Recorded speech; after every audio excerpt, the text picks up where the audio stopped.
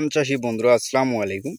বন্ধুরা, অনেকে ধানে কুশি বৃদ্ধি করতে চাচ্ছেন, কিন্তু অনেকে আর কি প্রথম চাপান সার প্রয়োগ করার পরও মানে জমি নিড়ানি শুকান দেওয়ার পরও কিন্তু অনেকের জমিতে কুশি বৃদ্ধি পাচ্ছে না। তো এই কুশি বৃদ্ধি করার জন্য আপনারা কি কি করবেন এবং কি করলে আপনারা কুশি বৃদ্ধি করবেন, তো আজকে আমরা বিস্তারিত জানবো। যদি আপনারা মাত্র একটি স্প্রে করতে পারেন, তো এই একটি স্প্রে করে কিন্তু আপনারা ধানের কুশি বৃদ্ধি করতে পারবেন। তো বন্ধুরা, কি স্প্রে করবেন বা কি স্প্রে করে ধানের কুশি বৃদ্ধি করবেন সেটাই আমরা জানবো। তো ভিডিওটি শুরু করার আগে অবশ্যই যারা নতুন ভিউয়ার্স আছেন তারা অবশ্যই আমাদের চ্যানেলটি সাবস্ক্রাইব করে দেবেন, কারণ আমরা এই চ্যানেলের মাধ্যমে প্রতিনিয়ত নতুন নতুন ভিডিও কৃষি নিয়ে প্রতিবেদন দিয়ে থাকি।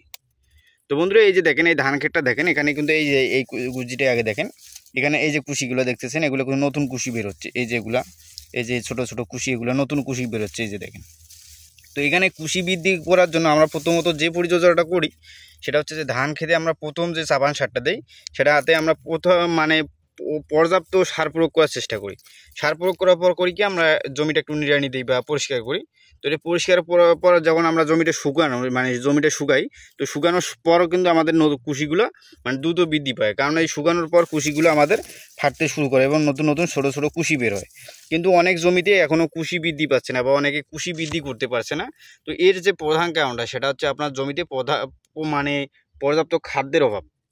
তো আপনার জমিতে কিন্তু খাদ্য না দিলে আপনাদের জমিতে মানে বিভিন্ন রকমের সমস্যা দেখা দিতে পারে। অনেকে অনেক রকমের সার প্রয়োগ করে, কিন্তু জমির যে কী খাদ্যটা প্রয়োজন তো সেটা জানে না।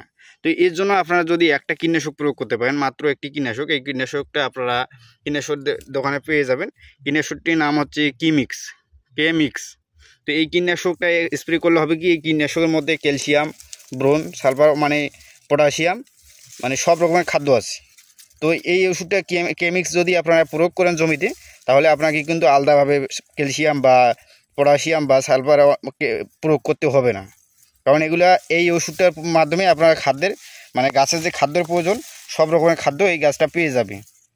বোরন, ক্যালসিয়াম, পটাশিয়াম সব রকমের খাদ্য, যা খাদ্য প্রয়োজন তো সব রকমের খাদ্য কিন্তু এই গাছগুলো পেয়ে যাবে এবং দ্রুত আর কি এই যে কুশিগুলো বড় হবে এবং নতুন নতুন কুশি বের হবে। আমরা কিন্তু জমিতে আর কি পটাশ সার দুই ধারে প্রয়োগ করি। ঠিক এক হচ্ছে আমাদের 40 থেকে 45 দিনের মধ্যে, আর এক হচ্ছে যে আমরা যখন আমাদের আর কি কায়স্তর আসে, ধানের যে কায়স্তর বা শীষ বের হওয়ার আগে আগে আমরা পটাশ ব্যবহার করে থাকি, কারণ পটাশটা কিন্তু অতি গুরুত্বপূর্ণ ধান ক্ষেতের জন্য। তো কিন্তু এই যে গাছের কুশি বৃদ্ধি করার জন্য আপনাকে এই সময় পর্যাপ্ত সব রকমের খাদ্য দিতে হবে। বোরন, ক্যালসিয়াম, সালফার, পটাশিয়াম সব রকমের খাদ্য দিতে হবে, নাহলে কিন্তু আপনার কুশিগুলো বাড়বে না, কারণ এই কুশিগুলোর এই সময় কিন্তু পর্যাপ্ত খাদ্যের প্রয়োজন। তো বন্ধুরা, যারা আর কি কুশি বৃদ্ধি করতে চান এই সময়, তো তারা অবশ্যই প্রথম চাপান সার প্রয়োগের পর যাদের জমিতে এখনও কুশি বৃদ্ধি পাচ্ছে না তারা অবশ্যই এই কেমিক্সটা প্রয়োগ করে দিতে পারেন। তো এটা আপনারা কীটনাশকের দোকানে পেয়ে যাবেন এবং তার নির্দেশনা অনুযায়ী প্রয়োগ করার চেষ্টা করবেন। তো বন্ধুরা, আজকে এই পর্যন্ত, সবাই ভালো থাকবেন। ভিডিওটি ভালো লাগলে অবশ্যই আমাদের চ্যানেলটি সাবস্ক্রাইব করে দেবেন।